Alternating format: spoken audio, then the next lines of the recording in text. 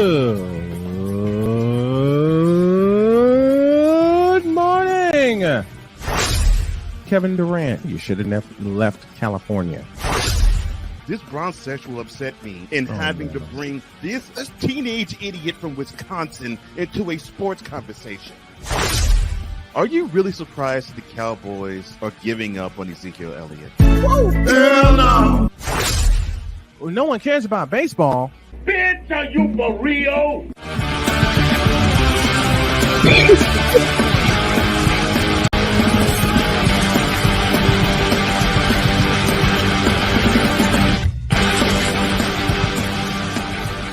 I swear that part he puts in gets me every time. Here we go. Wait, which way am I looking? I'm looking this way. I'm looking this way. Hang on a minute. Let me make some adjustment on the video side, and now we are ready to go. Good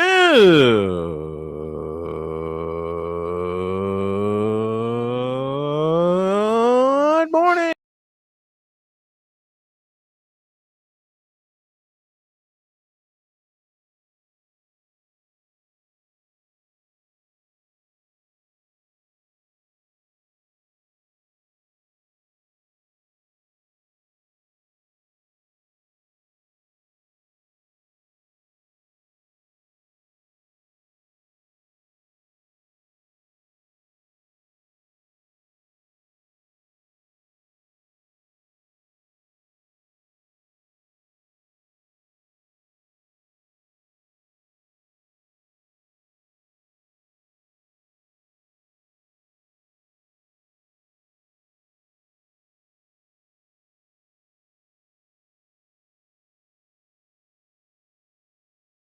Around them so they can actually win. And that will conclude this morning's whip around.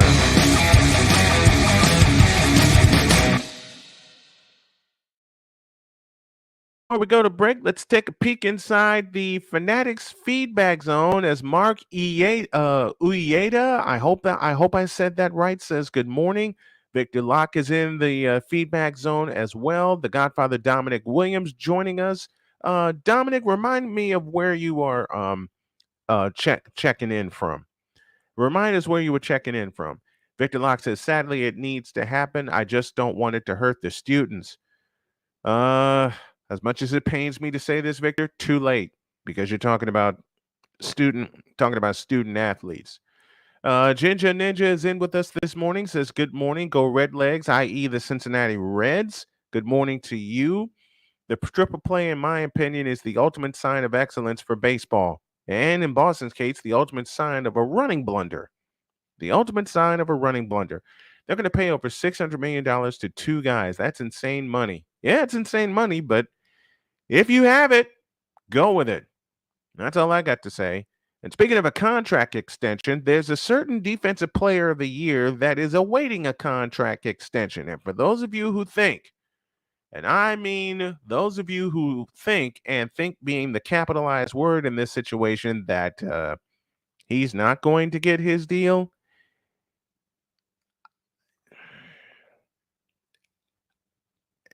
For those of you who think a certain defensive player of the year who is not going to get his deal, Red. Bitch, please. He's going to get his deal. And there is nothing that will stop a certain team that I love dearly from executing said deal. Tell you more about it when you all get back. This is Snowman in the Morning with Cole Johnson, back in a flash. This is Snowman in the Morning.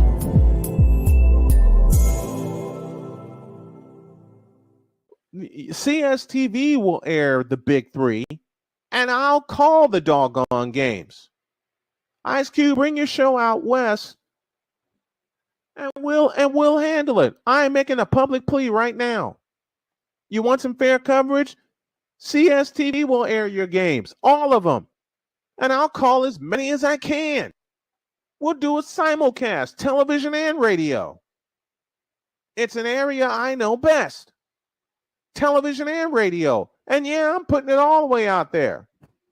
So you know what, Ice Cube? I'll make this plea right now. Me, a small-time YouTuber, a small-time broadcaster, according to a lot of people, which I don't listen to, put your games on CSTV.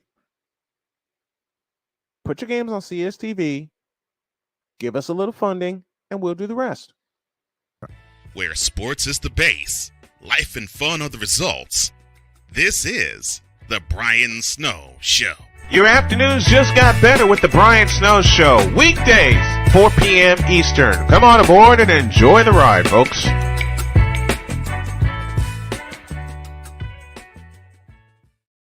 This planet has been great to me. It's given me gifts that I can't even explain. It's given me adventures and memories I'll never forget. And Battleborn, I think, has given me the opportunity to go beyond and give something back. How can I be a better custodian to this planet and the place I live? That's where I am with Battleborn. Let's make the planet a better place. Now, I'm known as the guy who can fix just about anything, but the technology in most appliances requires very special training to fix. And that's why my family has Choice Home Warranty. Choice Home Warranty covers over 25 major home systems and appliances. That's your AC, heating, plumbing, kitchen and laundry appliances, and so much more. Call Choice Home Warranty now before something breaks down. Get protection for your heating, AC, plumbing, kitchen and laundry appliances, and more. Call 800-973-6121. 'Cause we take this job so serious. What in the all types of blue hell? This is Snowman in the Morning with Cole Johnson.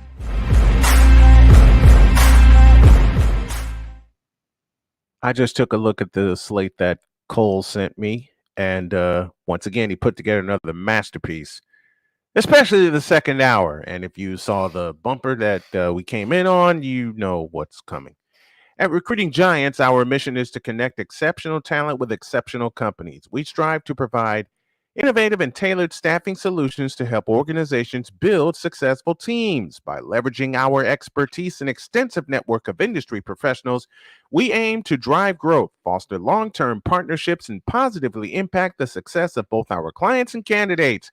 We are dedicated to delivering exceptional service, exceeding expectations, and becoming the preferred staffing partner for businesses looking to recruit top talent. There, I got it right.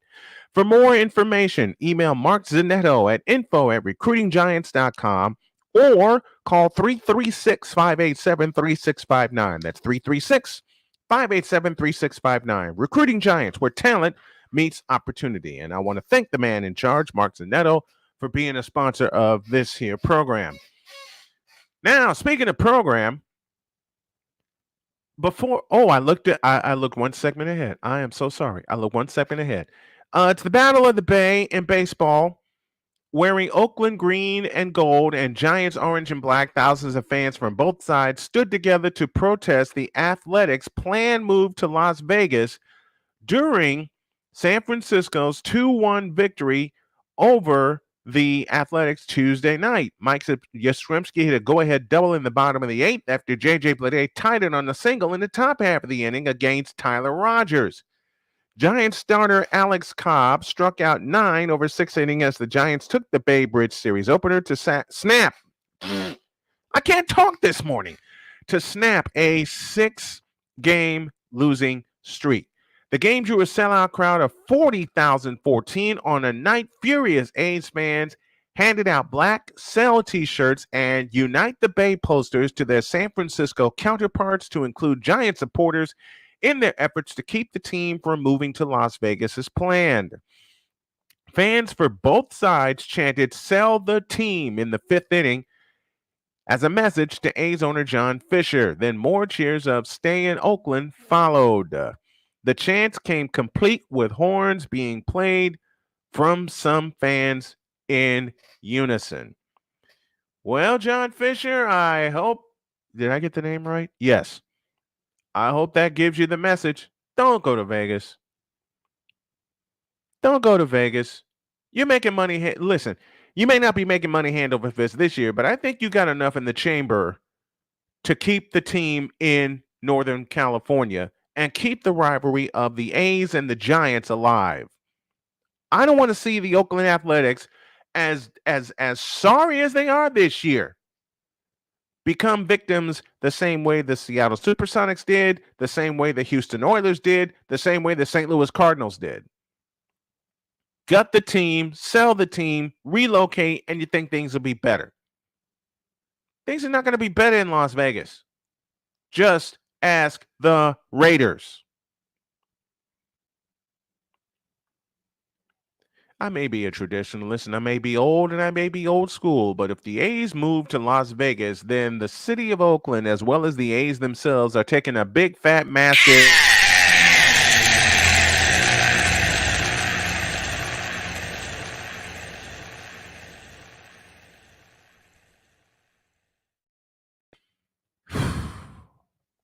John Fisher. You fool! Once again, John Fisher. You fool! Why are you going to do this to the fans of Oakland?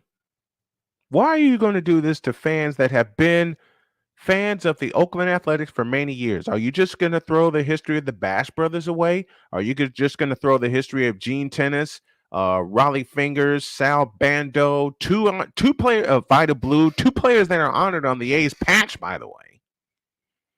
You're just going to throw all that away for a chance to make money in Las Vegas. Well, I got news for you, Doc. Have you seen the rendering of your supposed new stadium? And then on the back end of this, Las Vegas caved and decided, okay, we're going to give up the money. Why? Once again, John Fisher, in terms of the Oakland A's, if you move to Vegas, you're taking a massive...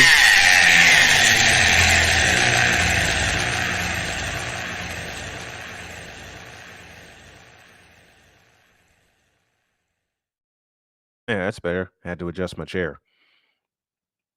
But here's a selection from the Wonder Bread Choir toward John Fisher entitled, "You Fool."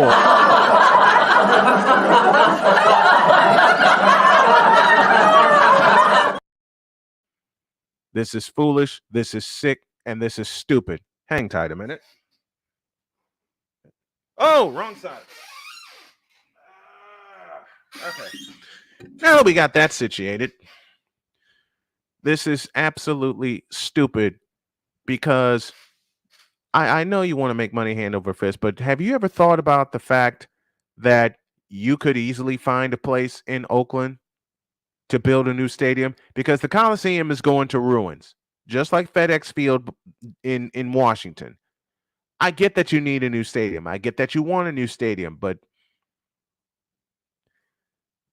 my question is, and always has been, does it have to come at the expense of the taxpayers? Your counterparts across in San Francisco have a stadium that's fully paid for. Whatever money they make for Oracle Park, they keep. Have you ever thought of that? Have you ever thought of that? The fact that your counterparts in San Francisco are so far ahead. Chase Center, Levi Stadium, Santa Clara, you know? Oracle Park. Don't you know their stadiums are already paid for? It's already paid for. They're making money hand over fist, something you'd like to do but can't do because your stadium is dilapidated. Ay, ay, ay. What can you do in this situation? Doggone Mike. Sorry. What can you do in this situation? What should you do in this situation should be the question. Sell the team to someone who wants to keep the Athletics in Oakland. Yeah, that's the first thing you do. And then you walk away with the money in your pocket from the sale and leave the Athletics alone. Leave them alone. Victor Locke chimes in. Is Vegas trying to be the new Oakland? Yes. I don't know what Vegas is trying to be because they're doing all this to set up an NBA team. That's a subject I will tap this afternoon. Sick Diggy joining us from Norway. Good morning, good afternoon, good evening, and good night to you, sir. Rising Rhino, a big-time fan of the Indianapolis Colts joining us. Rising Rhino is indeed in the house. And Rhino, I got a bone to pick with you. I mean that kiddingly, but I just felt like saying that. Hasn't the city of Oakland had its name and reputation as a city tarnished? The reason why the Warriors relocated across the bay to San Francisco. Bang. Bang. Oracle Arena was falling apart. The city of Oakland has fallen apart. I haven't seen Oakland since 1993, but I knew it was falling by the wayside then when I went on a trip to Northern California. Excuse me a minute.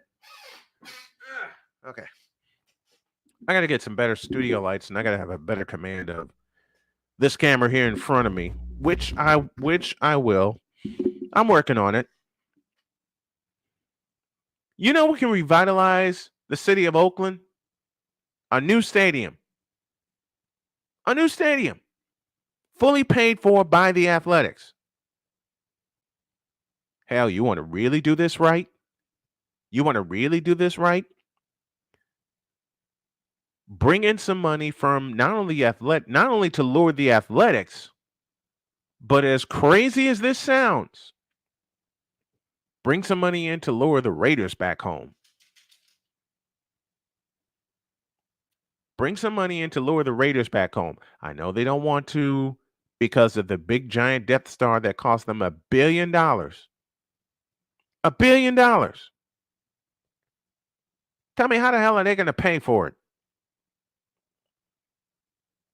Tell me how the hell a Super Bowl is going to help pay for a stadium that's going to keep not only the Raiders, but the city of Las Vegas in debt for years. Have y'all seen that thing? Man, you can get it.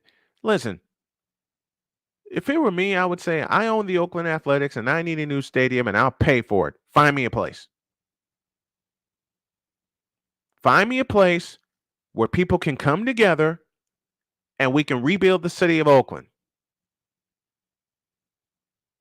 I bet you people will get behind that because they ain't got to pay for it. They can keep their concentration on what they can keep their concentration on, which is better schools, maybe, better education.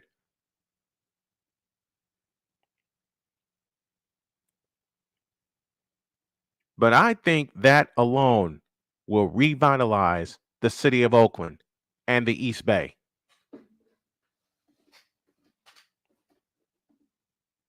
Oracle Arena, as I said, was falling apart. And the Warriors got their pound of flesh, which included 3 championships, and zipped out across the bay to Frisco. Frisco is growing. San Francisco is growing. Don't get it twisted. San Francisco is doing every bit of its part to revitalize Northern California.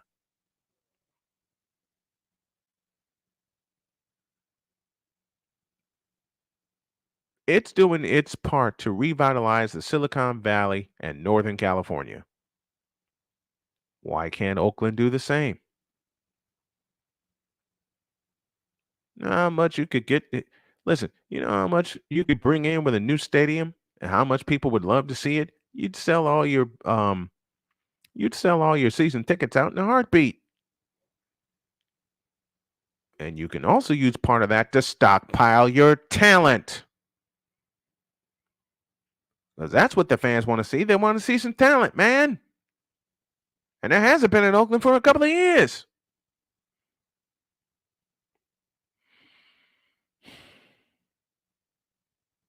Just fix this doggone thing. Please. I beg of you. Because I took a look at that.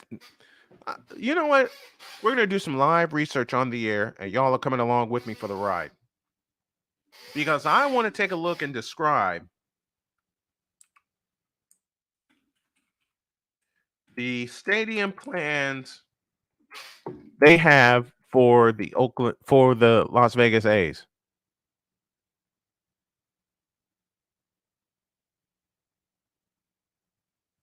Which prompts a question, and if anyone is going to be my scribe in the chat, Rising Rhino or Victor or whomever, just throw this down. throw this in the chat. And I've asked this before last week, and I want to bring it up here. Is this the last year for the A's in Oakland? And Sick, you're right. Oakland needs to renovate their entire infrastructure. They need to push the plunger, blow it up, and put a new infrastructure in and get with the 21st century. There are issues to be sorted out within City Hall. That's where one should start. Absolutely. Get the old fogies out and get some new blood in that actually want to revitalize the city of Oakland. That's how you solve that. See, me saying stuff like this is why I never got into politics, because I speak the truth. Because I speak the truth. And I'm taking a look at this stadium. I'm taking a look at the artist rendering of the new of this proposed ballpark for the Las Vegas A's. It's to be built on the site of the Tropicana Las Vegas in Paradise, Nevada.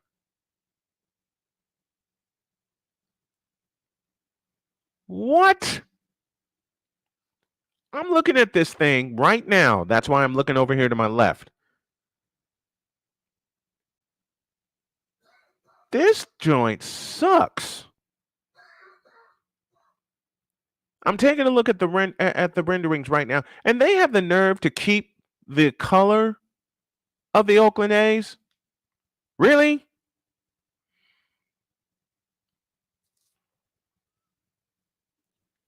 I'm looking at this. I'm looking at this right now and how they have it with the MGM Grand, and you're paying $1 billion, okay, for a stadium that seats. You ready for this? 30,000 people. How the hell are you going to make money? How the hell are you going to make money with a stadium seating only, and I stress the word only, 30,000 people? How the hell do you expect to do that?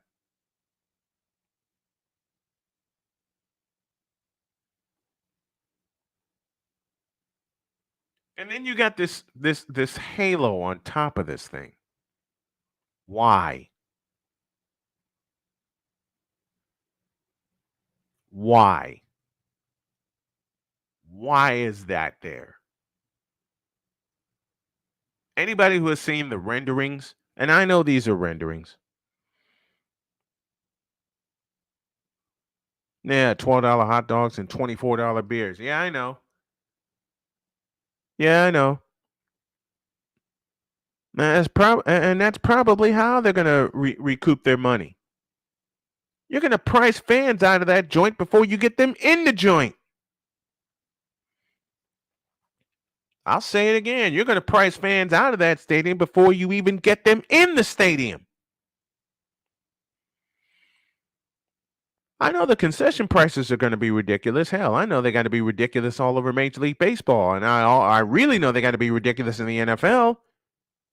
Lord knows I'm afraid to see the prices of concessions at the Death Star, called Allegiant Stadium in Las Vegas. You know how many people love baseball? And you're building a stadium that only seats 30,000? 30,000 for $1 billion. That's stupid.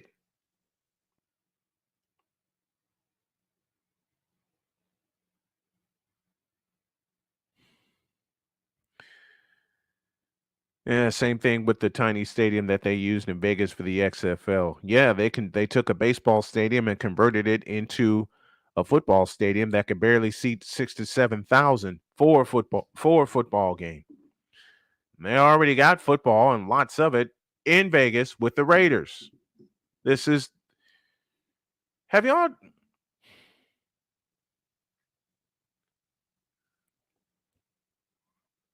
Yeah, not in this economy. You're right.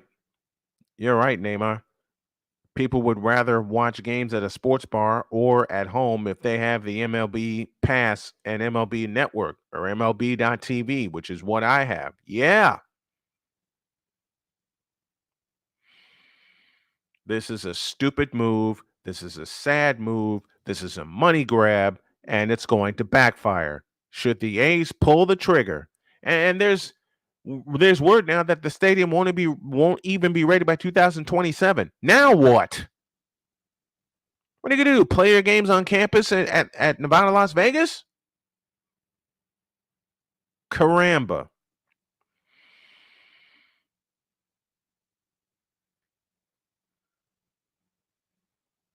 If they're going to watch the A's with me, then they're going to make me their radio voice. End of story. If they're going to watch the A's with me, then they're going to make me their radio voice. That's right, I said it.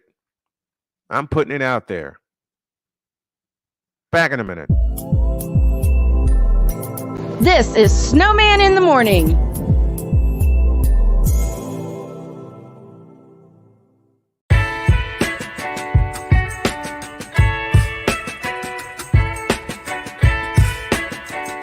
The thing is, until you can erase 3 Februaries, shut up. Bang! Quality over quantity. LeBron has beaten some of the best competition in NBA history. He's the GOAT emoji. I will not cuss. I will not cuss. I will not swear. I will not swear. Where sports is the base, life and fun are the results. This is the Brian Snow Show. Your afternoons just got better with the Brian Snow Show. Weekdays, 4 p.m. Eastern. Come on aboard and enjoy the ride, folks.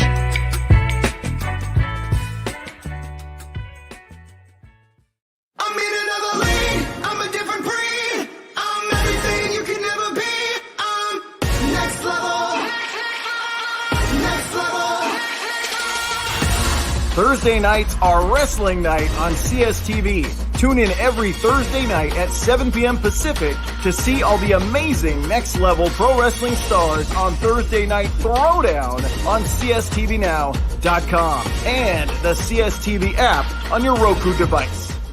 PK Tire Pros, your one-stop on-the-spot auto service headquarters for a complete line of quality tires and auto services. For years, we have provided the Stockton, California area with the latest products and unprecedented services for everything we sell. And for years, our customers have been coming back. Take a look around. If you don't find what you need, visit us in Stockton, California. From the latest and best in tire technology to the services required to keep your vehicle looking good and running great, PK Tire Pros can get you out on the road quickly and at an affordable price. Stop by soon to see why so many people consider PK Tire Pros to be the one-stop shop for all of their tire needs. At PK Tire Pros, our friendly and knowledgeable staff, quick and dependable service professionals, and affordable prices all come together to make driving out on a new set of tires easy. On top of that, we never tire of tires. Stop by and see us, and you'll be glad you did.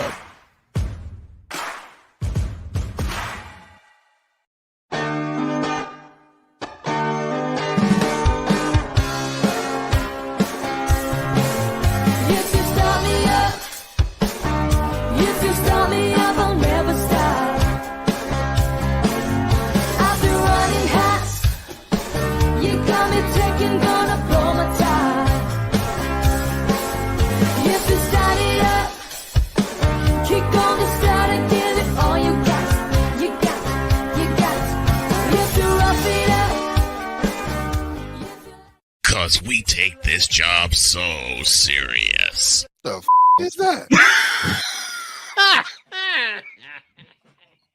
Sorry, pardon me. My apologies.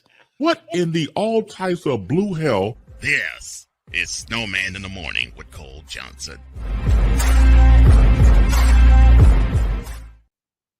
Lord have mercy. The incomparable Wise. And that was live. That was live on the air. Welcome back to the Wednesday edition of Snowman in the Morning with Cole Johnson. 37 after the hour as we dive back into the Fanatics feedback zone. Remember what we talked about? Snowman says, Victor, sports aren't a big gathering point anymore, which is maddening. It sure is. It sure is. It's like I said a moment ago before we went to break. All the fans are being priced out. Dan Levely joining us, said, good morning, peeps. Good morning to you, my friend. Had a great conversation with Dan. I'll replay it later this week. Rising Randall talking about the cost of MLB.tv. How much cheaper is it to purchase snacks at a store?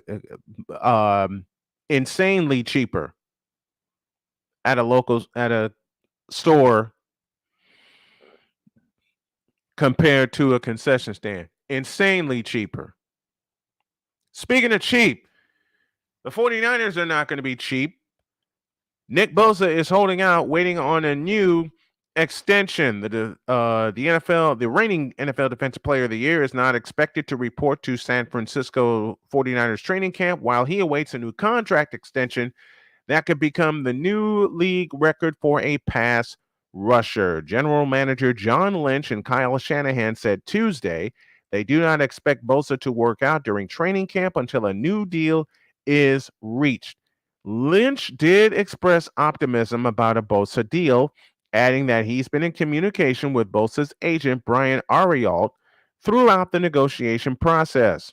Lynch said, quote, "We're working diligently to try to come to an agreement. I think the challenge is you're talking about a real special player. You're talking about one of the better players in the league. At times, it's just finding that sweet spot in the middle where we're at the right spot. We're committed to working towards that." Close quote. Bosa's new deal could potentially range in upwards of gulp $30 million annually, with at least $100 million guaranteed.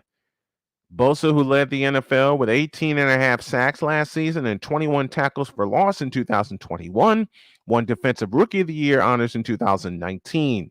He is set to make $17.8 million this year if he were to play under his fifth-year option. I don't expect this holdout to either A, happen, or B, last long. I want Nick Bosa in tow going forward. Bosa is the heart and soul of that defense. He's been the heart and soul of that defense since he's been there. I don't expect this to last long. I don't expect this impasse to last long. You're talking about a fellow who was the defensive player who, let me change my sentence. The reigning defensive player of the year who wreaked so much havoc in offensive backfields that before you could blink, number 97 is in your face. You even breathe wrong and he's in your face.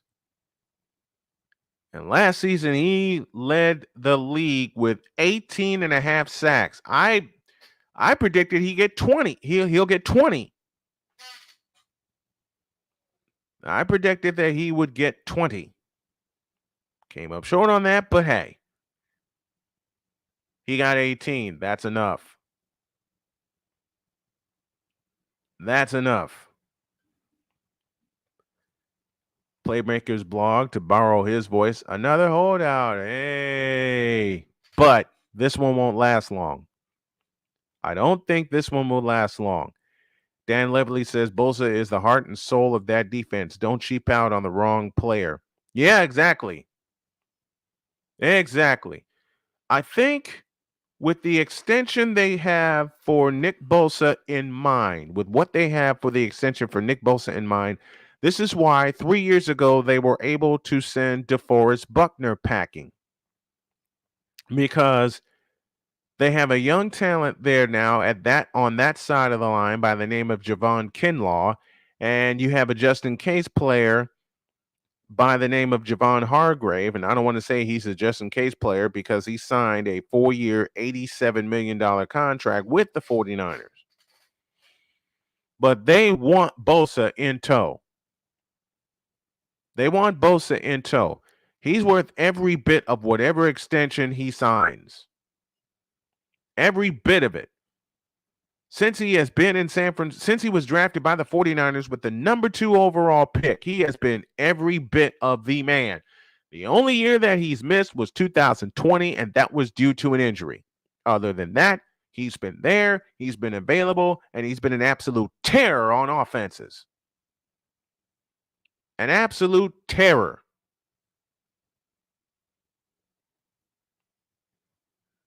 Whatever extension he gets, he has earned and he deserves it. And I hope he makes in excess of $30 million a year.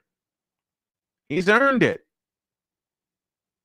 He's absolutely earned it. Micah Parsons, not a chance. And people, although unfairly, want to compare Micah Parsons to Nick Bosa? What? Stop it. I know Victor's going to yell at me, but I'm going to go ahead and say it. Micah Parsons is not even half the player Nick Bosa is. Is he a stud on the Cowboy defense? Yes. Can he do everything that Nick Bosa does? No. I will never, ever, ever in life say that Micah Parsons sucks. Never. He's just not the caliber of Nick Bosa. Period. More to the point, I don't think he will be. I mean, I love you, Micah Parsons, but they got you playing out of position. More to the point, they've had you playing out of position. So don't ever make this foolish comparison of Micah Parsons to Nick Bosa again. Because Micah Parsons ain't all of that in comparison. All right? He's a stud of a player. All right? Don't get twisted. He's a stud of a player. He's just not better than Nick Bosa. And I'll say it again. I hope he gets every bit of his extension. And then some.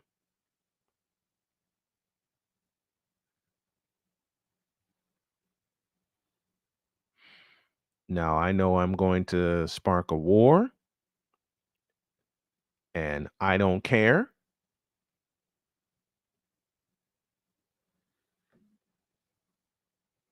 No hacking this time, Vlog 80. You always hack, Playmaker. No hacking this time. Yeah, right. Now, I will say again, Micah Parsons is a stud on that Cowboy defense. There is no denying that he is an absolute terror. Quentin Williams will soon enter the chat. No, he won't. Listen, Quentin Williams may enter the chat, but right now he ain't. There, that answers that question. This is where I call out playfully. This is where I call out Victor Locke. Victor Locke, I dare you. I double dare you to get up here. And I can't say that without laughing. If y'all know where I got it, what movie I got it from, then I mean, when I unleash random movie quotes like that, I may have to put a prize behind it. Although I may be giving away prizes a lot, which I may start doing since I got something coming later on this year. Let me get this in. Portions of today's show brought to you in part by SeatGeek. Looking for the best way to experience live events? SeatGeek has you covered.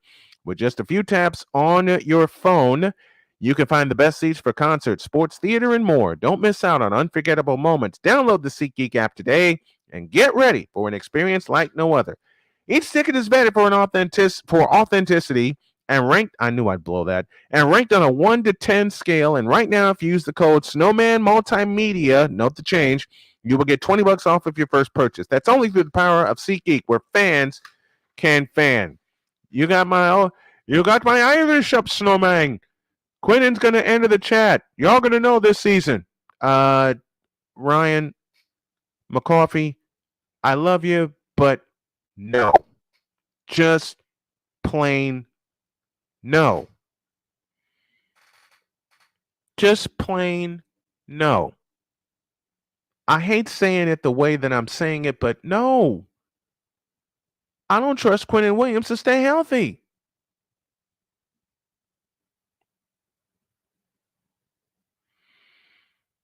Now, I'm going to wait for Mr. McCoffee to put up his fists. And I'm going to say, Victor, I dare you. I double dare you to come up. Oh, he's here. Say what again? Say what again? I dare you. I double dare you. Hello, Victor. Yeehaw! How's it going, Snowman?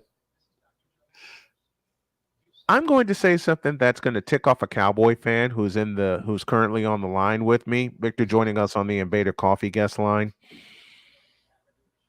But I just don't trust Micah Parsons. I don't see how you can't. Micah Parsons was the soul of that Cowboy defense. A defense that you and I have both agreed is championship ready. I don't know what you're talking about. Don't you sit here and lie. We can go through receipts if you want. I dare you to produce them.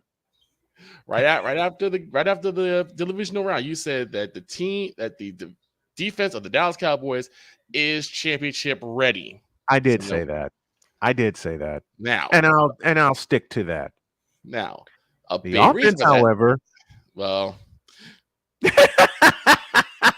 look, we know the issues with the offense. Okay, we have a mental midget under center. We had a dancing clown who believed that the star running back should be the center. No comment. We don't have to go to these anymore. And our receiving core is older by the second. Are you daring me? No, I'm not daring you. Why aren't you? Because we're going to get hit by a train soon, so I'm trying not to take us off the rails. And I know it's coming. We're going to get hit. How do you call it? We're going to get hit by a comedic uppercut. A comedic uppercut.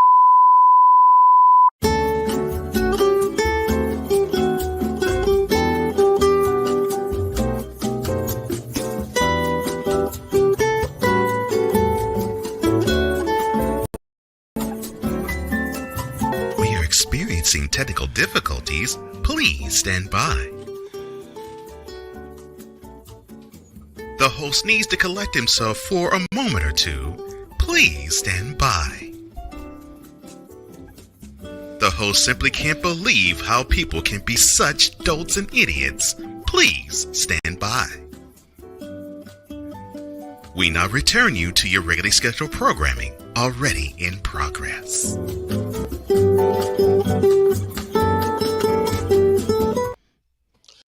Good morning, Cole Johnson. Good morning, Victor Locke. Good morning, Brian Snow. Good morning, Finance Feedback Zone. Good morning, Cole.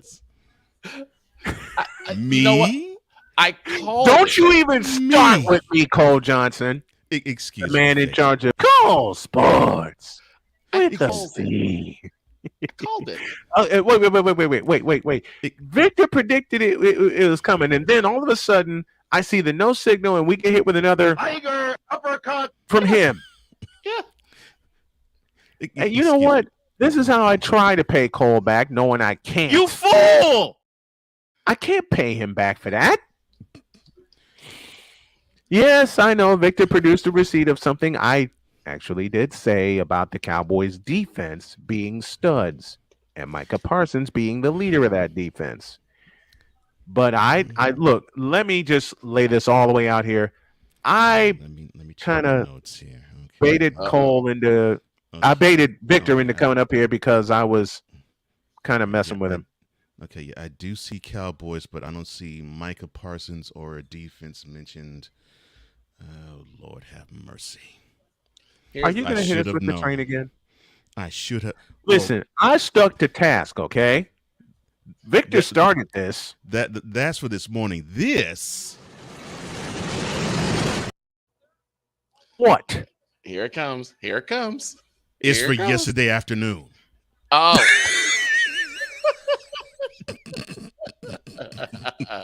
Mr. Johnson.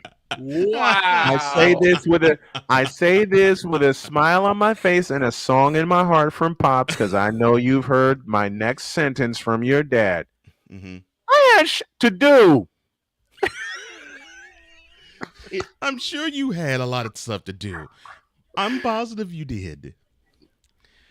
I mean, Snowman.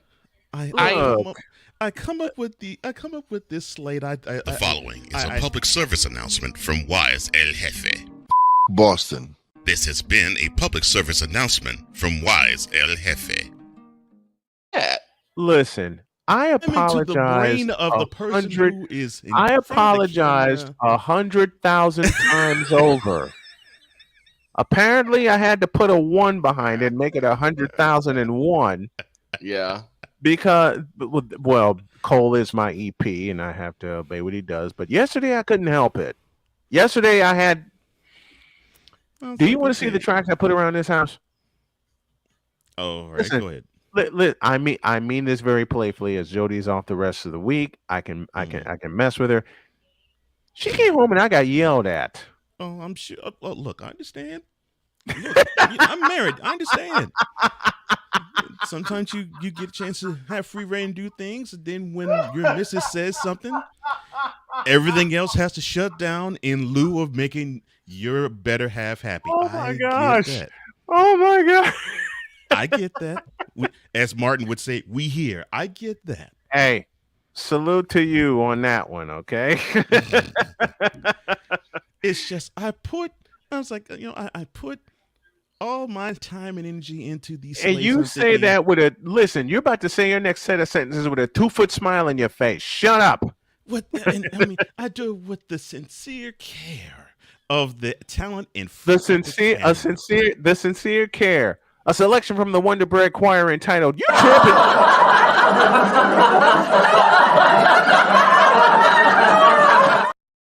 Now we're even. And then I look up yesterday afternoon, and then we get hit with the random musings of Vicola. And your complaint is, Lord have mercy. And your complaint is, it was like Bronny James went to the hospital, and yes, prayers to Bronny. And I spoke of that. I spoke of all of that. You did. I'm not getting on you for that. I just couldn't stay on task for a second hour because, like I said, I had things to do over here. But it was funny though. You were so professional. I'm actually saying this out of admiration. You were so professional. You're like, prayers to LeBron, prayers to Savannah, prayers to Bronny. Obviously, we hope you get healthy. Yes. And thank you, Victor, for your comments too. Because I agree with you as well. And I mean every single word of that. Cardiac arrest is nothing to play with. I know you do. So I hear that, and then all of a sudden it's like, all right, well then we're going to take a left turn, and for here we're going to introduce the random musings. Just a minute. Really? It wasn't that hard of a left turn? It wasn't a left turn. It was a very hard left turn. Very hard left turn. Absolutely. And basically, it was. And if you listened, you understood why I did it. And basically, all it was another war between a 49ers fan and a Cowboys fan. Yeah. You fool! Listen. So when later when I saw the show, I saw the last play. You do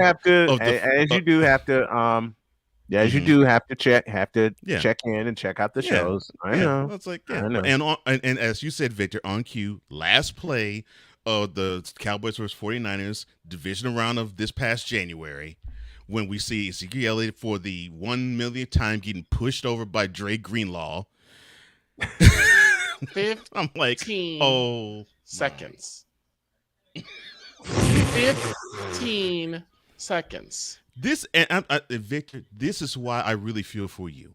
I don't know how you can be a Cowboys fan knowing you got these idiots that literally 15, I'll give them 30 seconds after seeing that particular play. You hear them say, we're going to Super Bowl, right? We're going to get them next year, right? They started into that. I feel for you guys because I'm like, oh my gosh, you mean to tell me in order to be a fan of this team, you got to be that moronic and that devoid of intelligence? I mean, so when they say, we're going to the Super Bowl, right? My response is the following: Why the you lying? Why you always lying? Oh my gosh! Stop lying! Oh. Here's the thing: I had a stopwatch. I had a stopwatch. That's why I said you didn't, 15 Victor. seconds. I had Yes, a he did. stopwatch. Yes, he did. On Victor. my phone. Yes, he did. Oh, yes, he Lord, did. No. And I literally pressed it right after the game ended. 15 seconds after the game was over, you heard a "we gonna do Super Bowl" comment. 15 and 25 nanoseconds. Oh my gosh! Was when the first one of those came up. I got one even better. You know who pushed the stopwatch here? Who? Take a guess. And I'll give you a hint. It wasn't me. Jody? Yep. It's maddening. Listen, hey, we always have to deal with the moronic republic of Cowboy Nation. Everybody has to. Which I believe that they have a citizenship test. There's a citizenship test for being a member of the Moronic Republic.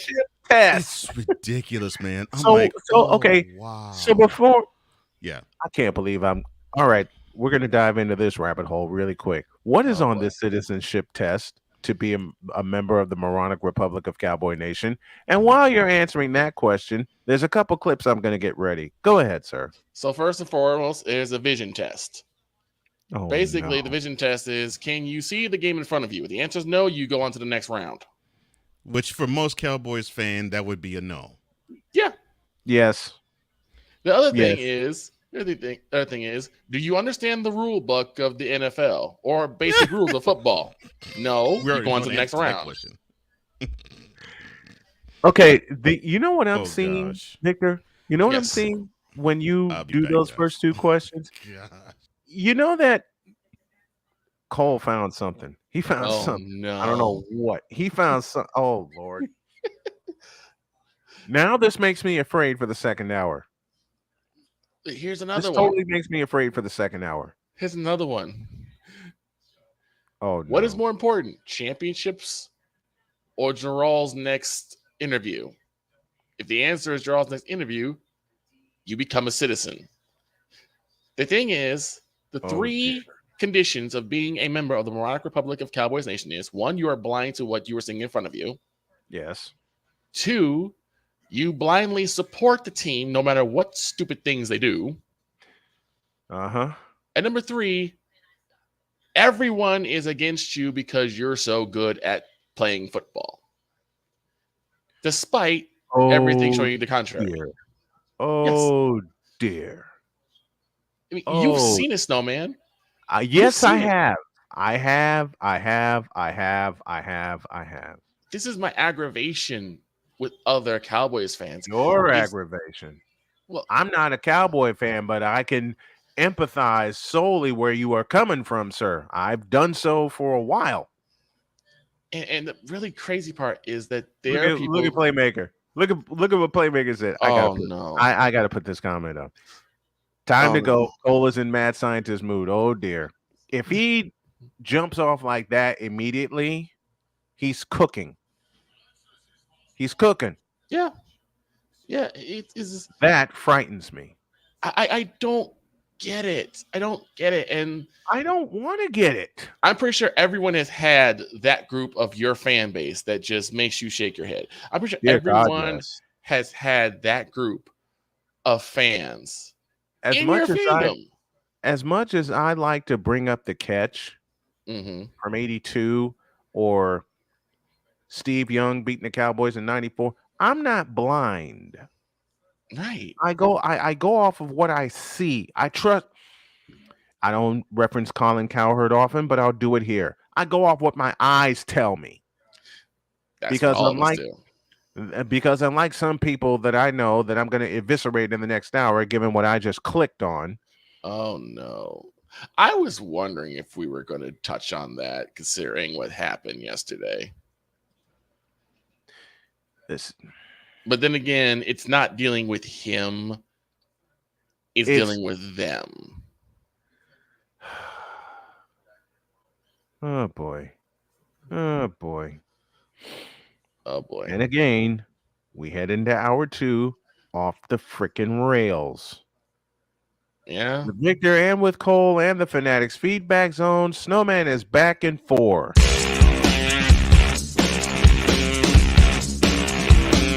This is Snowman in the Morning.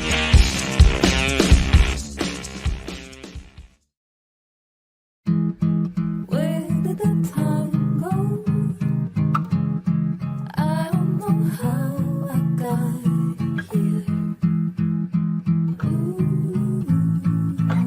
done the hard part. You quit smoking. Now do the easy part and get scanned for lung cancer.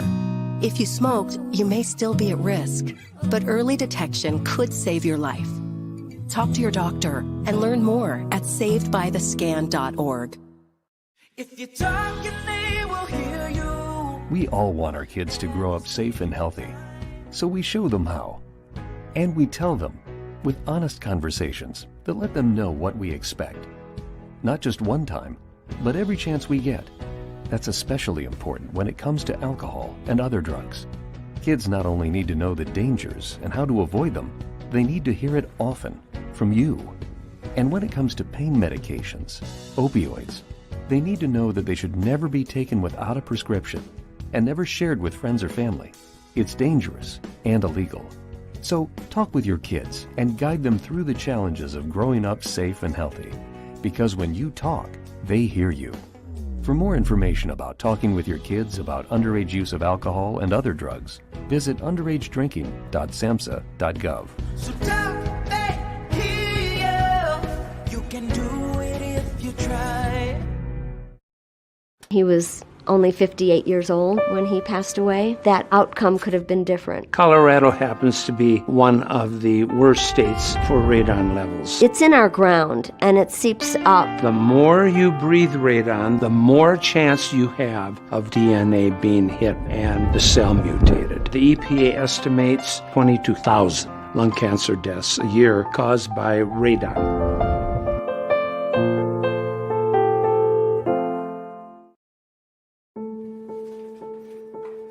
We all make choices.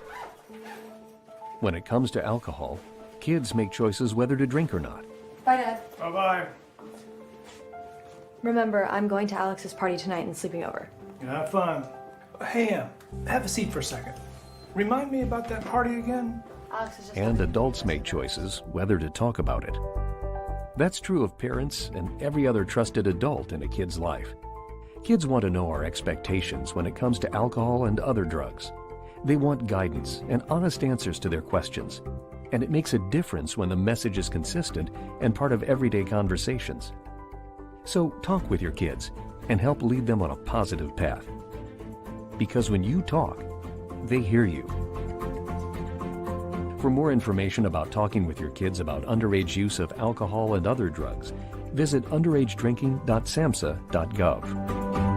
Time for hour two of this spectacular. Ryan McCoffey now joins us this morning. That's what you need to do to beat Josh Allen. You need to make him uncomfortable. Hour two, time for some Spivey notes. And here's Jay. Well, I know he's only in his third year, but they're just wasting Justin Herbert. Hour two, the hardest working content creator I know, the playmaker. Hey, LeBron James, the greatest scorer of all time. Hey. Hour two, the one, the only Christopher Dietz. They rewarded Ohio State for not playing, and they punished USC for playing. Hour two, Sam Shady. Oh, man.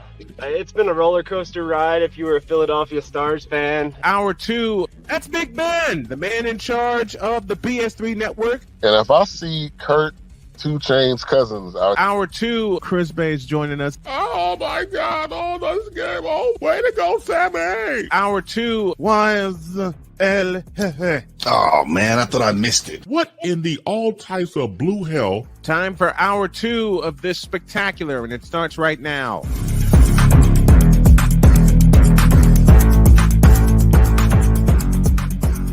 11:06, 6 minutes after the hour. This is hour two of Snowman in the Morning with Cole Johnson, Victor Locke in tow.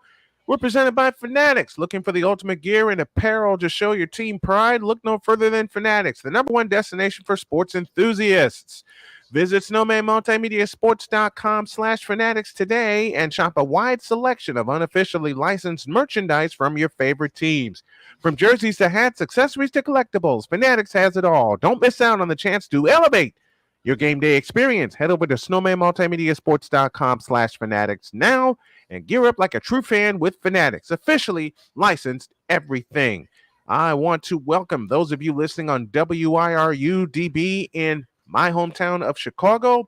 Welcome to those of you, let me pull this note out, listening on KSHP AM 1400 and FM 107.1 in Las Vegas, And to those of you listening on WLEO 26.7 in Baltimore, Maryland, as well as WQEE 99.1 in Atlanta. And a welcome to those of you watching via CSTV based out of Reno, Nevada and all points west, and to BS3 TV in all points south and southwest. Whew. Now that I got that out of the way. Nice job. Don't ask me how I did that without a read. Because you know I love writing stuff down that I have to read on the air. I do. The Fanatics read I got via Chat GPT. Okay. The rest of it, I did off the cuff. Still good. Yeah, but I got to quit that, though. I'm 51 now. I got to quit that. Just means you're getting better with age. Yeah, no. Thank you for that transition. Dear God, I sound like urinating tree. Dear God. Oh, now what? This moment of bronze sexual stupidity is brought to you by Hooked on Bronix. When you start talking like an idiotic bronze sexual, Hooked on Bronix can set you right. Call 1-800-YOKAY. Real LJPM. Now approve all this. I love you for texting that ad to me. You had me read it to you while I was driving. Hey, look, and folks, when Victor texted me that ad, he said, "Read this." Like, read what? And then he sent me that ad right there, that call visualized and voiced. I can say this aloud because Victor is one of my best friends. I love you, Victor. But you for that ad. Hey, if I get texted something stupid, like what I heard. I know. Dear God, I know. You should have seen some of the texts I was getting in North Carolina.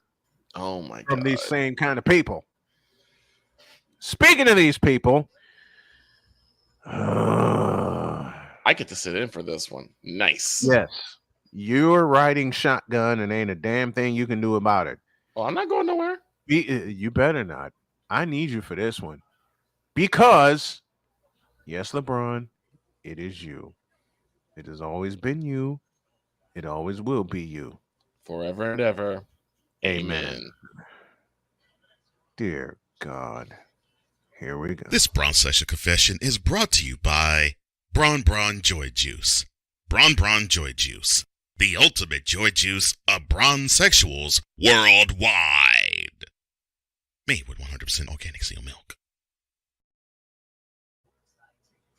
This is one of the few times I will be reluctant in saying, on your mark, get set, go. In a world where partial greatness is celebrated and total greatness is shunned, there stands to be a figure on the lips of those who love him and those who hate him. The inane comparisons to Michael Jordan and Kobe Bryant continue and has existed since 2003. There is no end in sight, for the battle between those who unconditionally love and unconditionally hate him wages on. These are their stories.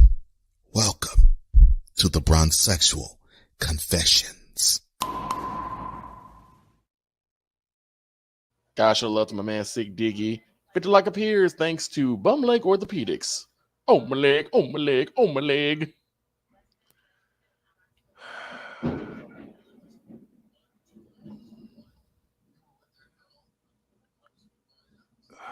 Also, Snowman in the Morning with Cole Johnson goes off the rails courtesy of Clearwater Laxatives. When things get muddy, Clearwater is your buddy. And things are about to get muddy real quick. And Yuckmouth Dental Insurance, either keep it minty fresh or keep it shut. Which we wish a lot of brown sexuals would do. You just took the words out of my mouth. And the thought out of my head. All right. I can't do it as well as Cole does, but no. No. I am looking on this monitor to my left. Now, mind you, Cole put this slate together and I've stayed on task. And then I clicked this. Oh boy. Which has a picture of you know who in a Cavaliers jersey. For what? I have no idea. Is it a throwback?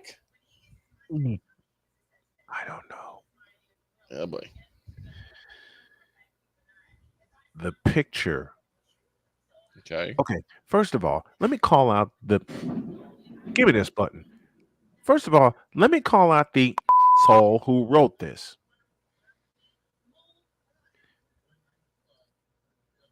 Paris Andriadis has a picture with you know who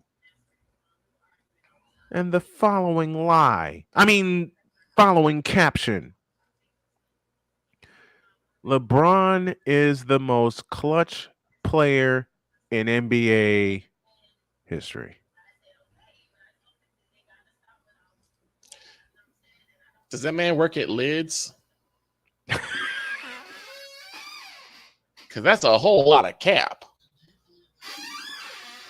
That's a lot of cap. He must work at Lids or something. Thank you, Victor. Now I get to push this button. Stop the cap. There's a whole list of things. I don't want to call these statistics. Oh, boy. I'll start at the top. And Victor, this goes into your category that you created back in 2003. Okay. About frivolous statistics. Yes. You told me way back then, after you saw LeBron James walk off the floor like a coward. Yes. Against the Atlanta Hawks. That's rule number one when it comes to being a clutch player. You don't walk off the court. Okay. You keep playing. Then I'm going to tell you and the rest of the logical NBA fans, brace yourselves. All right. The first frivolous stat: most game winners in final second of a playoff game. And highest field goal percentage among players with more than one attempt. What does that even mean, though? That means nothing. There's more. Oh, my God. Most game tying / go ahead field goals in the final minute of a playoff game. And highest field goal percentage among players with at least 25 attempts. That stat, I can tell you, is a freaking lie. Again, it means nothing. He has the most game-winning shots in a playoff game, and yet he's what now? 4-11 in terms of finals appearance? No, 4-10. Still 4-10. You ready for this next one? There are 8 of these, and I'm only going to read 4. Okay. Wait a minute. Okay, I just did the first 2. 3, 4, 5, 6, 7. Okay, 8. Okay. Here's the next one. Okay. And I'm telling you to brace yourself. I'm braced. Clutchest individual performance ever. 25 straight points in the fourth quarter and overtime. 29 of the Cavs' last 30, including the game winner. See, they had to yank out a performance from 2007. 2007? To validate this. 2007. Yeah. Game 5, 2007 East Finals against the Detroit Pistons. 2007. Yeah. Snowman. Yeah. What did that series result in? Cleveland getting swept in the finals. So they didn't win, right? Nope, they didn't win at all. So they lost, right? Yes. So they In the received finals. I'm going there for you. They may have won the East Finals because of this, but in the finals they took a big fat sweeping.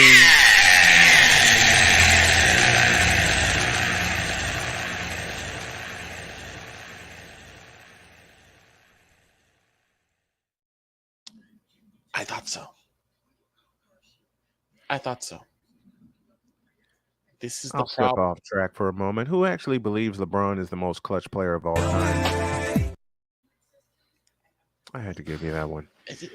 Now, I'm going to read one more. Okay. And then I'm going to stop. NBA's highest. No. I'll read two of these. Okay. Greatest clutch defensive play in history. The rejection. Of course, we're talking about 2016. I don't have to go any further. Oh, boy. That is not the greatest clutch defensive play in history. Shut up. It's been done to death. And then the NBA's highest scoring career average in game sevens and elimination games. I don't need to say anymore because Michael in the finals was not even in an elimination game. He was in a clinching game, you stupid. Yeah.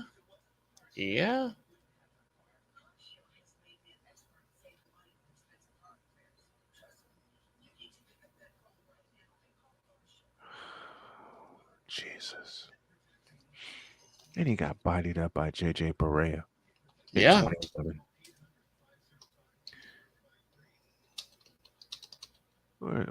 Who is this stupid? Listen, Paris Andriadis. I'm not going to focus that much on LeBron today because his son is going through hell right now and he needs his father. And I said yesterday that LeBron's a fabulous athlete. I just judge him by what he does on the floor. Okay? I won't even waste my time debunking every statement here. Paris Andriadis, you are stupid. You fool! And you need to take the member out of your mouth once and for all. Will you please? Matter of fact, Dwayne. You know your damn role and shut your damn mouth.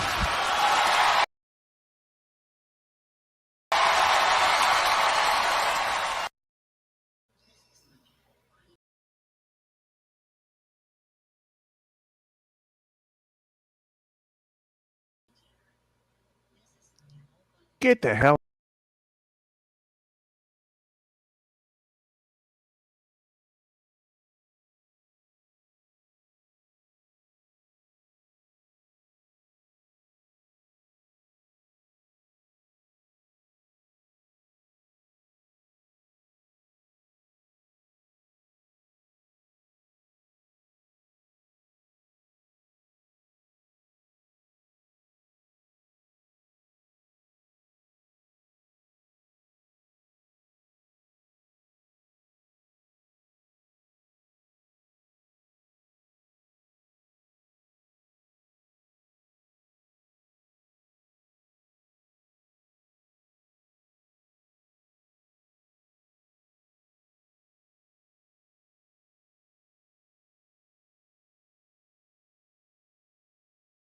out of my face, you thirsty hooker whore.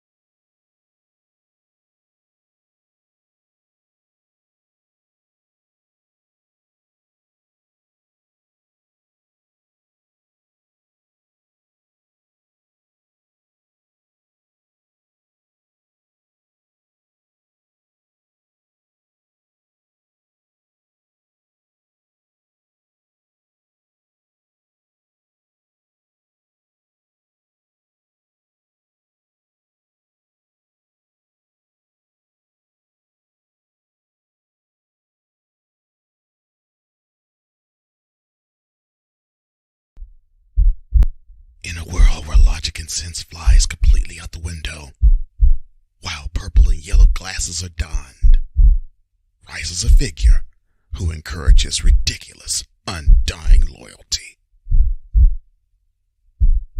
Good Lord, I'm about to throw up. This has been yet another installment of The Bronzexual Confessions.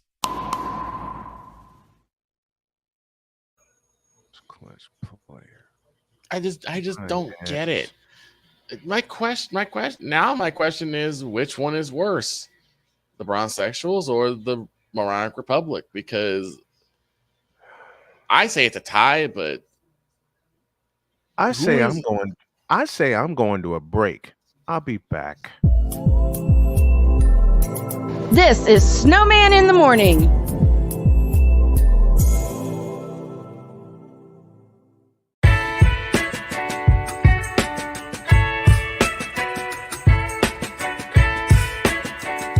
The thing is, until you can erase 3 Februaries, shut up.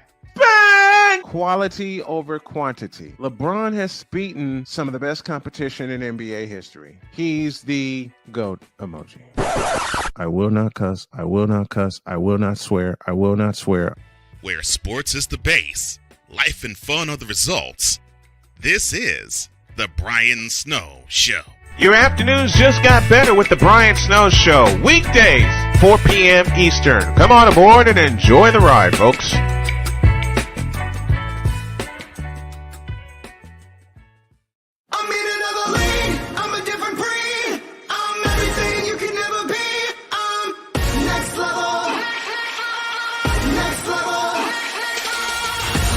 Thursday nights are wrestling night on CSTV. Tune in every Thursday night at 7 p.m. Pacific to see all the amazing Next Level Pro Wrestling stars on Thursday Night Throwdown on CSTVNow.com and the CSTV app on your Roku device. PK Tire Pro is your one-stop on-the-spot auto service headquarters for a complete line of quality tires and auto services. For years, we have provided the Stockton, California area with the latest products and unprecedented services for everything we sell. And for years, our customers have been coming back. Take a look around. If you don't find what you need, visit us in Stockton, California. From the latest and best in tire technology to the services required to keep your vehicle looking good and running great, PK Tire Pros can get you out on the road quickly and at an affordable price. Stop by soon and see why so many people consider PK Tire Pros to be the one-stop shop for all of their tire needs. At PK Tire Pros, our friendly and knowledgeable staff, quick and dependable service professionals, and affordable prices all come together to make driving out on a new set of tires easy. On top of that, we never tire of tires. Stop by and see us, and you'll be glad you did.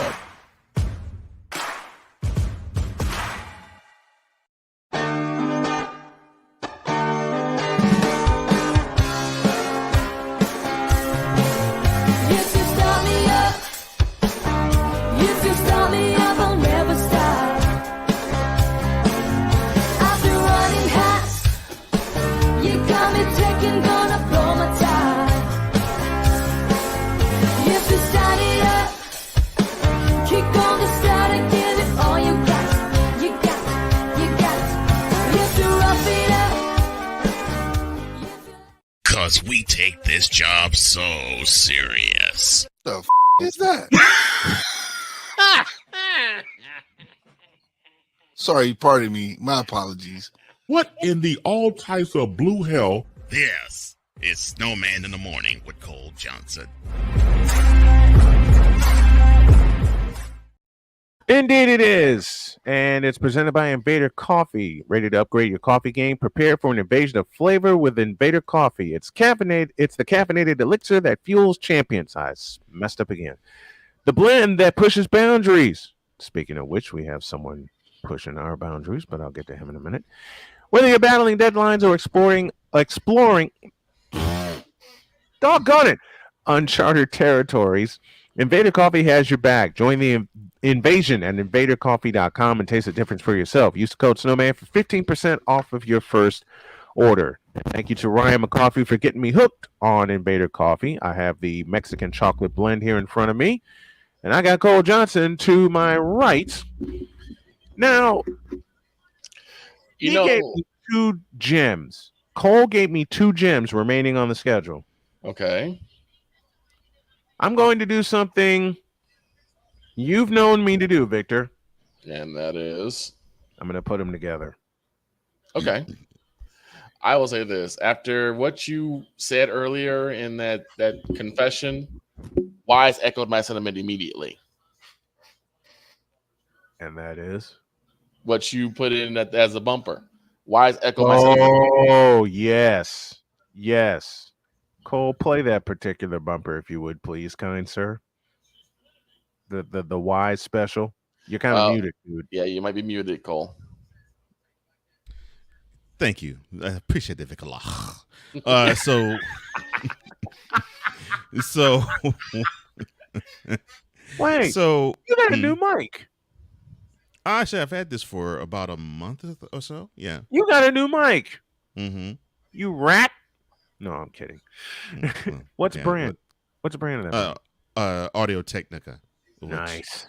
I got about 3 of them, and I love all of them. And the Audio Technica Army. Mm-hmm. Yes, I do. Now, would you please play that Wise El Jefe brilliant bumper, please? That's a very important question. So, what you're saying to me, Victor, is that when you heard, let me do it this way. When you heard the ridiculousness of, quote, LeBron James is the most clutch player in NBA history, close quote. Yes. This is what you wanted to say? 'Cause we take this job so serious. The f*** is that? Sorry, pardon me. My apologies. What in the all types of blue hell? This is Snowman in the Morning with Cole Johnson. Yes. Yes. Yes. Because yes. Here's the problem. Okay. Every stat that this gentleman brought up, the end result was the same. A big fat spanktacular. Oh gosh.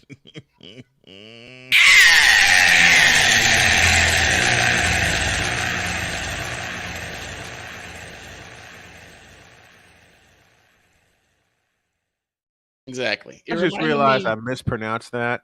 It reminded me of Nick Wrong when he was on with Chris Broussard. Not Nick Wrong. He said LeBron James had the single greatest Game 1 NBA Finals performance in 20. Why the you lying?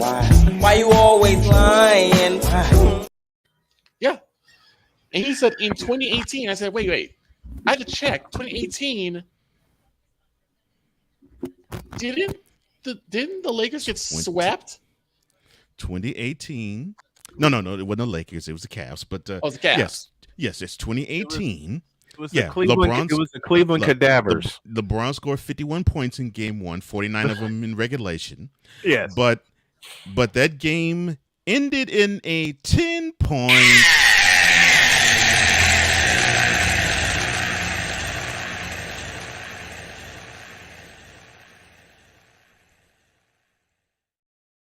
and Braun got outscored 17-7 in that extra period.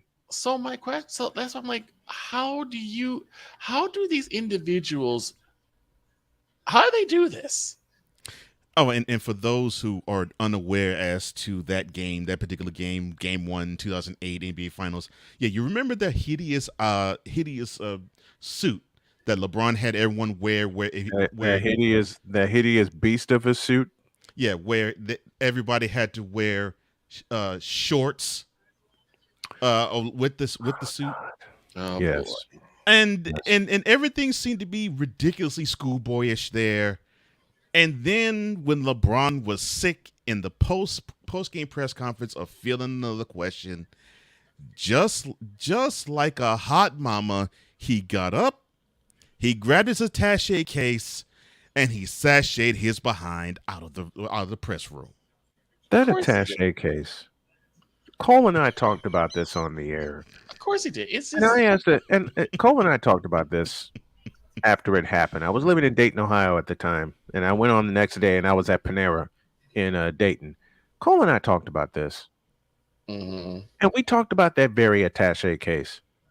And I asked you know where I'm going, Cole, because you know what I asked that day. I'm going to ask it again. I asked a very poignant question about that attaché case. In the immortal words of George Carlin, didn't that look a little fruity to you? Here's the problem. Those it's exact words you asked. I'm going to try. Wait a minute. Didn't that case look a little fruity to you? Or is it just me? Just a tiny bit. Just a tiny bit. But I don't think it's just you in that regard, sir. Thank you. I'm not going to jump too hard on LeBron because what he's dealing with. Yeah. It's just everything that he did, particularly in the early parts of his career, it just seems so high schoolish. Like, for instance, like you would think he would. Cole brought this up. You would think he would have taken that next step after 2008. Well, I mean, in 2010, 2011, the 2011, 2010 year when he decided to take his talents to South Beach. Good Lord. He threw, and I kid you not, this was a high school pep rally. He did. Yeah. With these. Yeah. He did. Mid-July of that year, yes. I'm like, is this a pep rally? Not 3, not 4, not 5, not 6, not 7. He said, not. I'm not playing neither. I'm like, Lord have mercy. He was absolutely playing. I said a few very, very inappropriate words after I heard that speech. Oh, I was there for them, Snowman. I know you were. I said them to anybody within earshot. I said them to anybody within earshot, and I remember where I was. Fine. It's a satchel, Indiana Jones. Fine, that ain't a satchel. No. Listen, Ryan. I'll play with it. No. I'll play with it. Yes, it's a satchel. He still sashayed his sweet behind out of there with a satchel. I'll repeat my question.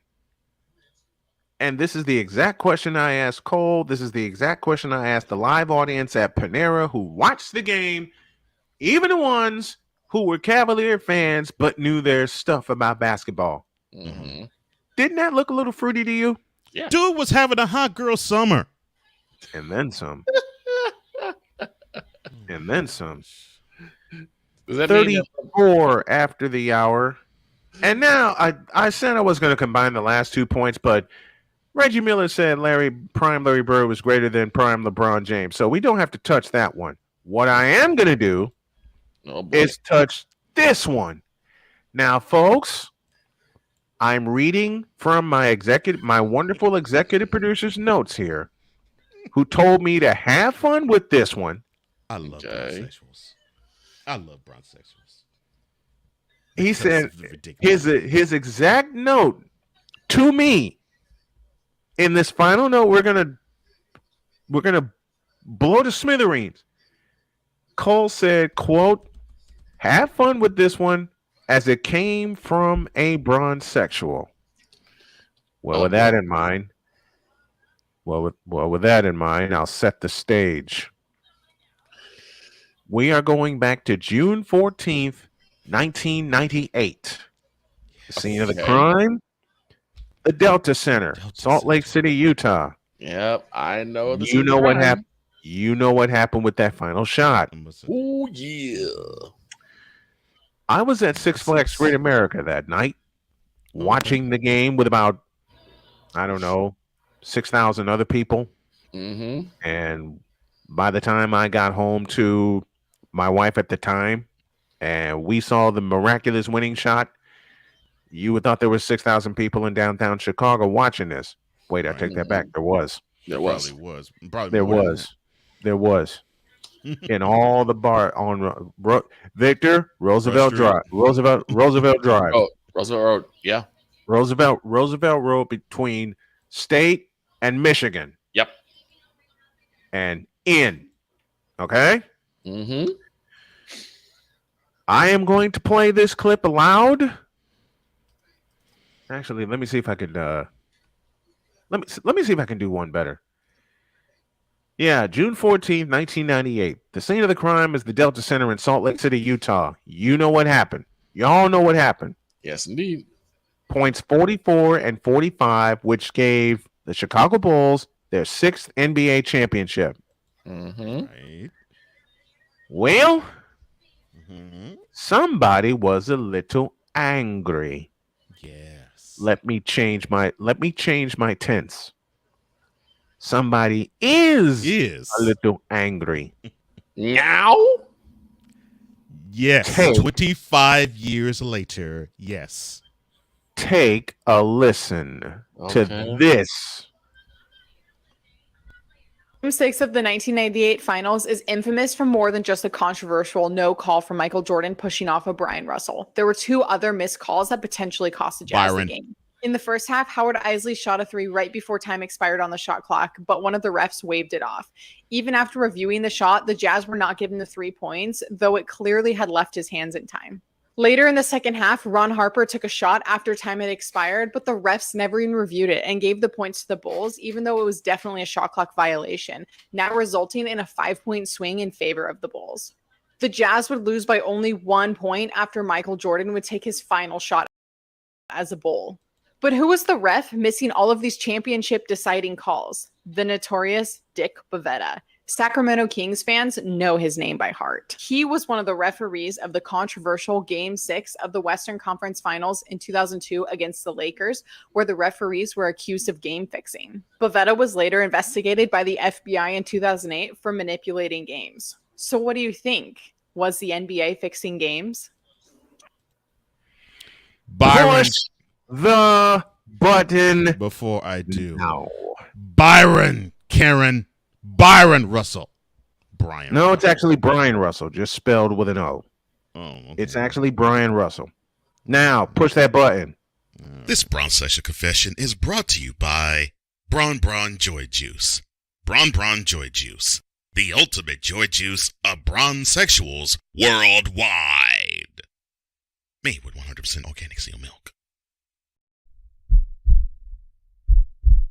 In a world where partial greatness is celebrated and total greatness is shunned, there stands to be a figure on the lips of those who love him and those who hate him. The inane comparisons to Michael Jordan and Kobe Bryant continue and has existed since 2003. There is no end in sight, for the battle between those who unconditionally love and unconditionally hate him wages on. These are their stories. Welcome to the Bronzexual Confessions. I can't understand why that person is still mad. I really can't. It's 25 years later. So in this conversation with a stupid bronzexual. What you mean? And I mean, shut up. Beautifully timed, Victor. Thank you, Victor. And I mean a very stupid bronzexual. You know what? I'm going to say something I haven't said in a while. Give me this camera. Oh, no. When this Negro says, give me the camera. You're darn right. I said, give me this camera. You stupid bronzexual, you stupid jazz bronzexual fan. Do you not let go of it? Let me change my question. Oh, I can answer that right now. I already. Thank you. As bad as this is going to produce in terms of visuals for people, I've got to say it, and I got to say it real. Take the joystick out of your mouth. But we know that ain't going to happen. And I got about 700 reasons in my head right now why that's not going to happen. So you are so distraught. Still. To this day, 25 a game years that later. happened 25 years ago, that you're going to now create a reel that blames Dick Bavetta? What? That blames a referee? What? In an era that had no replay? What? In an era that officials made the call with their eyes? What? where officials made the call with their eyes. What? Where officials made calls with their gut instinct. Bitch, please. She might be a card-carrying member of the Monarch Republic, too. Card-carrying member. She's got the platinum card with joy juice all over it. Oh, Lord. Thank you. I just don't understand. My next 3 words are the following. Get over it. You don't understand what, Victor? I just don't understand it. I don't think any of us do. Anger from that long ago. Steel. Do you not have anything better to do with your life? Don't you ask that question aloud, because the humorous responses within my head are running rampant. I'm just saying it. Steel. Look, I put that to bed when I was 25. I'm like, okay. Yep.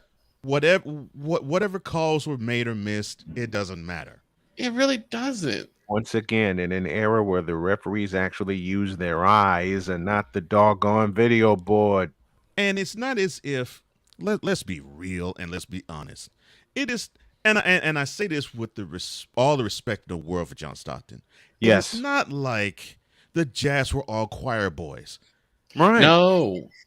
Nobody was. Thank you. Nobody was. I can't think of any player back then who was.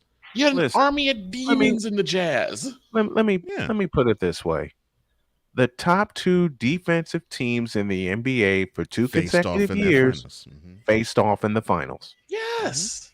They're supposed the to. home court advantage in 97 was in Chicago, and in 98 it was in Salt Lake City. And here's the thing. It was a wide known fact that in those times during the finals, the refs would loosen up on the whistles. Yeah. Well, they wanted the players they wanted the players to decide it. Yeah. They loosened it up in the playoffs, and they loosened it up even harder in the finals. Yes. Mm-hmm. Because it was wide known they wanted to have the players decide the outcomes of those games. Yes. Bingo. So they you're wanted mad the players now? to decide. They wanted the players to decide the game, and here we have a Karen that has not a blank thing to do. All right. So I'm with 2 Bulls fans. Mm-hmm. I will rewind in that same year back a series. Game 4, Market Square Arena, Eastern Conference Finals. Memorial This was Day. the home team against the Bulls. And if I'm not mistaken, I think the Bulls had a 2-point lead at the time. Yep. And the Pacers inbounded the ball. I think Bulls led by 1. Oh, Bulls led by 1. Bulls led by 1. 94-93. Mm-hmm. All right, so Pacers inbound the ball. Everybody and their mama knew that ball was going to Reggie Miller. Mm-hmm. And so he performed his vintage curl. Yep. Where he ran his defender through 2 screens. And so trailing him was Michael Jordan. Mm-hmm. And so Jordan did a good job fighting through the screens. Yeah. Miller pushed off visibly on Jordan before he made his circle at the 3-point line to get to the ball. He got the ball, took the 3, swish. Yeah. No call. Guess what Michael Jordan wasn't doing? Complaining. Exactly. Because what could you do then? He called timeout. Yeah, they called timeout. He rallied his. He didn't complain. He called timeout, rallied his team to the bench, and damn near won it. Because he's a warrior. And because this is what he's you a don't... competitor. Because he's something that Cole. Say it. What? Oh, which 2 words? He's a man. No. Not that one. Oh, okay. No, not that one. I'm looking for 2 certain words that you put in a beautiful commercial that I played earlier. Oh, let me see. Let me see. I'm trying to think of that commercial. No, not Stupid University. No, not Whole Facts. No. Though that could have been used. Oh, you mean Yo Kang? Those? That one. That one. Because he's a warrior. Michael Jordan is every bit a competitor that LeBron ain't. He's a warrior. What people don't realize about LeBron is that they changed the rules over the course of 20 years for him, and he still hasn't taken advantage of them. Here's the thing. Michael Jordan wasn't known to really get mad if he missed a call. I'm pretty sure there were some that annoyed him, but he was never. He complained at some, but not a whole lot. Yes, yeah, he did, but not a whole lot. Not a whole lot of them.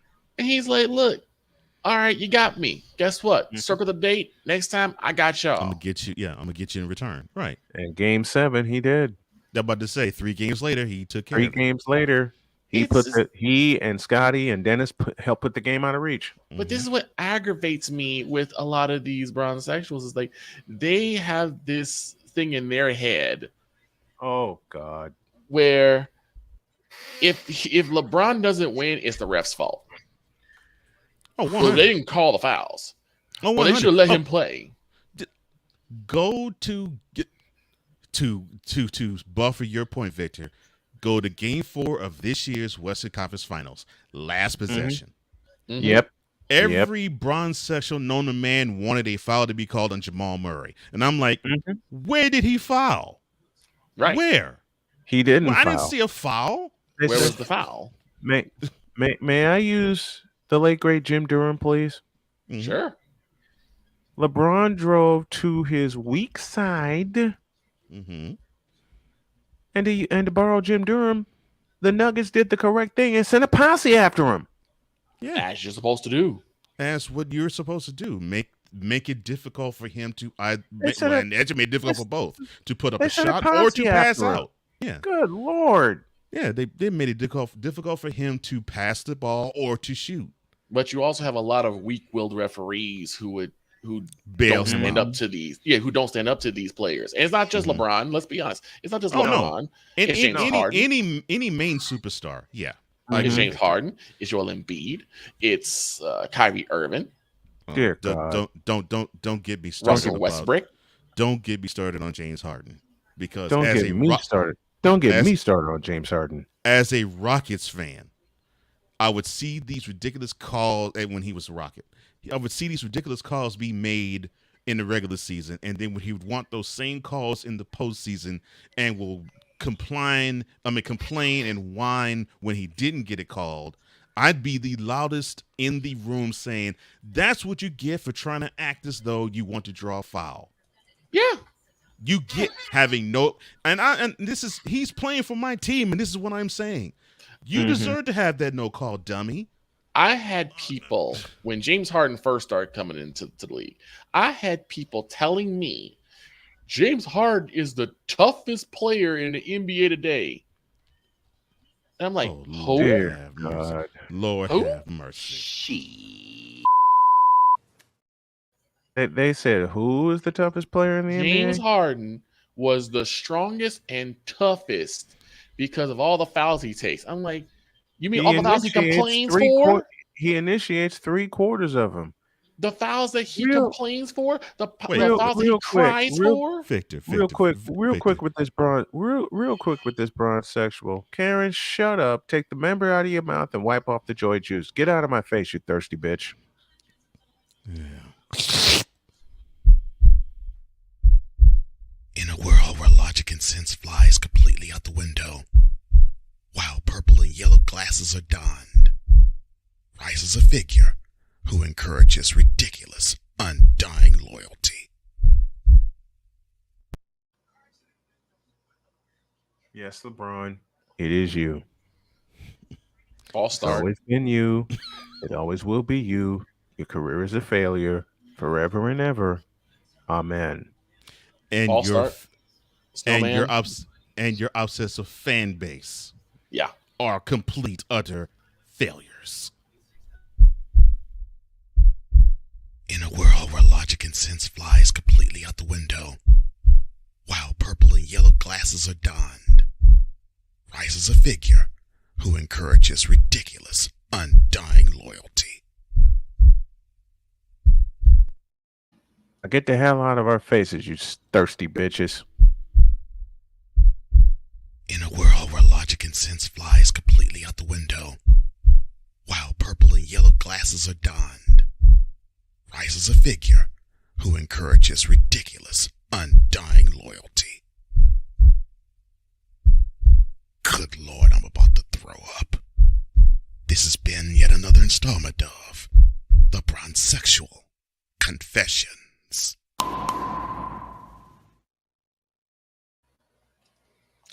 I'm saying that James Harden is the toughest player in the NBA today. Why the you lying?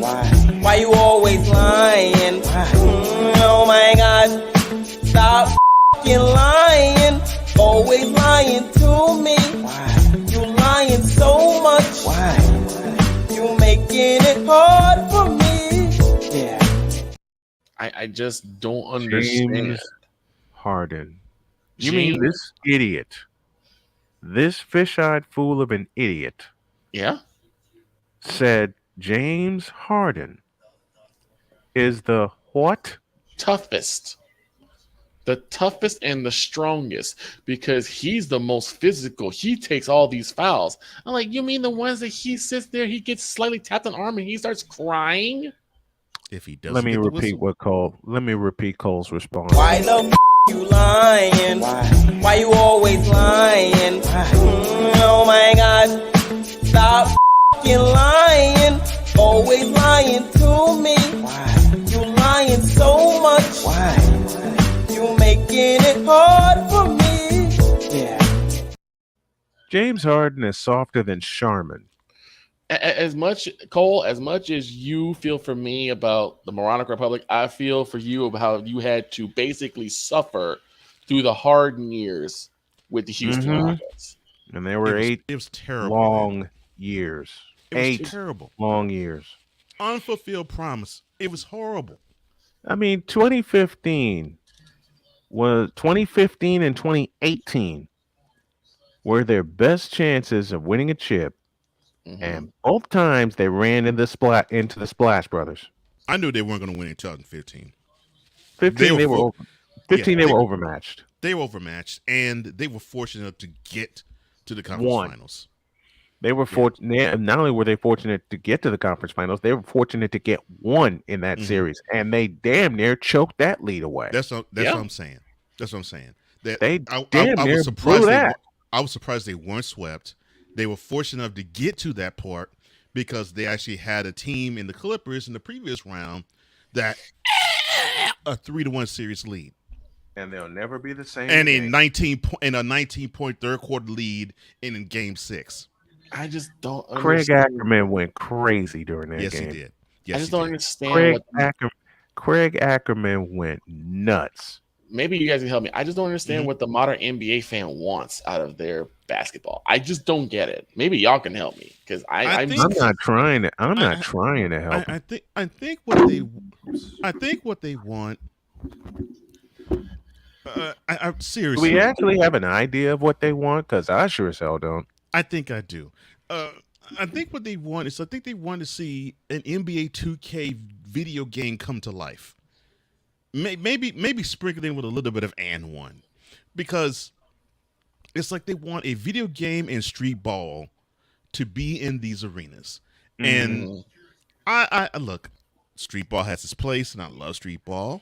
Yes. And video games have its place, and I like video games too. But when it comes to professional basketball, I want to see athletes be as skilled as they possibly can on both sides of the floor.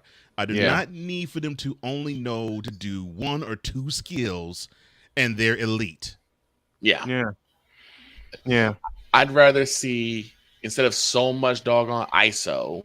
Oh, and that is exactly why I really wanted to vomit every time I saw Harden on the floor. And that's why Cole loathed James Harden. He was Mr. ISO. I'm like, oh my god. It's always ISO. Let me pull some and one moves. I'm a big and one fan. I'm not gonna lie. I am too. That's what I'm saying. Street ball has its place, and I love and one. Yes. But I'm with you, Victor. But as you said, Cole, street ball has its place. It does. But And I it's want not to in the see. NBA. I want to see team basketball. I want to see fundamental team basketball. The give and go, the pick and roll. Preach, Victor. Preach. I want to see actual as a sharing the sugar, as we used to call it. I love that. Moving the ball around, find the Move open the man, ball. find the open shot. The ball on the hop. And this is what pisses me off about these doggone brown sexuals. They have the nerve to look at someone like a Nikola Jokic or a team like the Nuggets, and they look at him. They see he's not athletic. They see his skin is lighter than the ice that you normally see in rinks, and that automatically disqualifies him in being a basketball player worth even talking about. And I'm saying to myself, this guy is encouraging skill. This guy is encouraging fundamentals. It's the same thing that happened with the Spurs. It's the same thing happened with the doggone Spurs. And the same thing happened with the Spurs the same decade thing before. happened with the Spurs. Absolutely. Yeah. They're like, oh, that's boring basketball. It's winning basketball. Could you say that again? I don't think it's boring if they're one winning and two they look like they're playing like a team. Right. I have something for y'all. To see because during the time of the Spurs dynasty, did you ever hear about any type of drama between the players? No. None. They just got beat by a war of attrition. The closest I came to hearing any type of drama would be maybe when Pop didn't like what Tony Parker did on the court. Right. But even then, it's more on the lines of, okay, that's a coach making sure that his player is on task. Yes. Outside of that, nothing. And that was fair. I can handle that. Nothing. I have something for y'all to see before we close up shop here. Next, exclusively from anybody remember this? This is courtesy of CBS Sports, the Lakers and the Pistons. How's this? 1988 Game 7.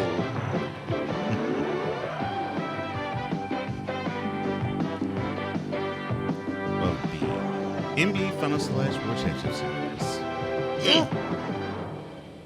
And this is what me and Snowman were talking about too, about themes that were iconic. You just heard them and you just knew. You don't have Listen that to the tone of Brent Musburger. But it wasn't enough. The Lakers escaped with a victory, forcing tonight's dramatic 7th game showdown. Those scripts, man. Ooh, those scripts. This has been a series of startling contrasts, from the friendships off the court to the fierce hostility on it. We've witnessed the youthful exuberance of the challengers and the poise of the champions. There's been hardship and pain, but not enough to overcome sheer guts and determination. These teams have battled to a standstill, and tonight their destiny will be determined. It's just a question of who can endure this final hurdle.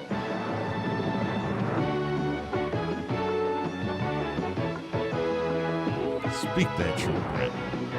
The Lakers hope to repeat history tonight. Wow, the Pistons. A championship is at stake, and only one team's prayers will be answered.